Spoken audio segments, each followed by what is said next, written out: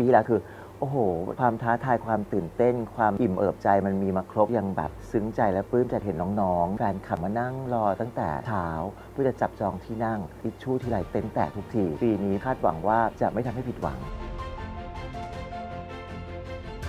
เราได้แรงบันดาลใจมาจากคำว่าผัสสะก็คือสัมผัสต่างๆผ่านทางตาหูจมูกลิ้นกายและใจ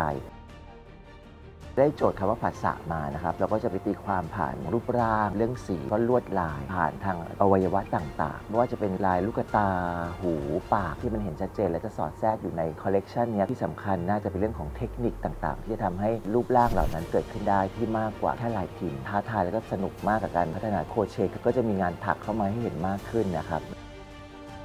ปีนี้นะครับอิชชูเราเดินทางมาสู่ปีที่25โดยสมบูรณ์มันจะเป็นภาพที่แตกต่างจากทุกๆครั้งเมื่อก่อนครับสวยหล่อแบบพิมพ์นิยมอย่างเดียวแต่สำหรับเราไม่ได้เป็นแบบนั้นมานานสูงพิเศษอวบพิเศษขาวพิเศษผมทองผมแดงผมเงินหัวโล้นท็อป3ทั้งหมด MUT มีครบหมดในโชว์ครั้งนี้